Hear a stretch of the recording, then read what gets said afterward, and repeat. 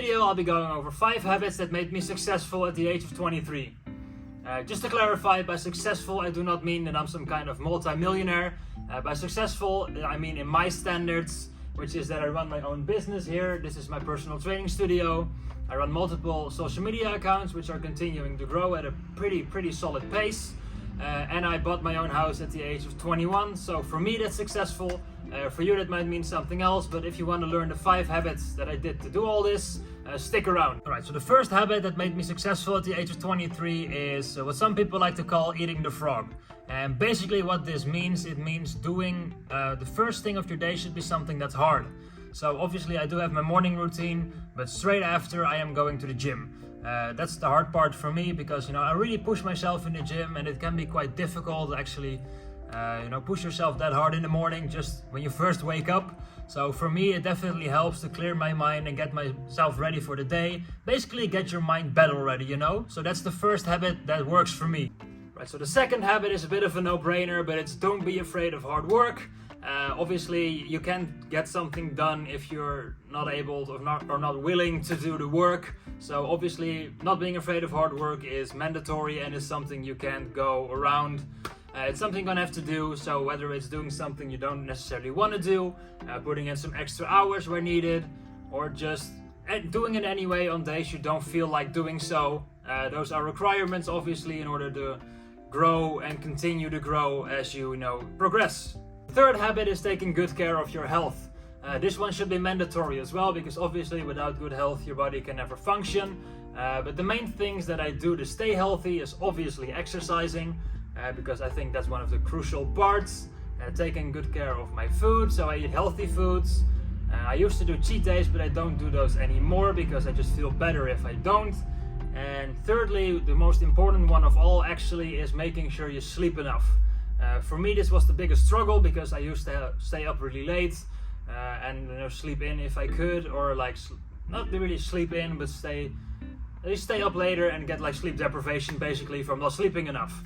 So what I do now, I've been for the last 2 to 3 years, I've been really boring and I've been asleep by 11 maximum. So basically at 10:30 I'm in bed and I'm ready to go to bed.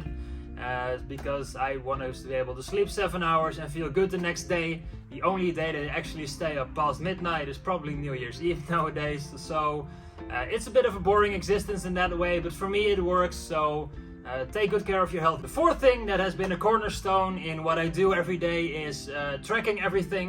So I track everything from the calories that I eat to my finances to basically all the numbers that you can track. I'm tracking them. Just so I know what's going on in my life number-wise. Because obviously if you don't know how many calories are going in versus going out, you don't know if you're going to lose weight, gain weight, or what happens to your body.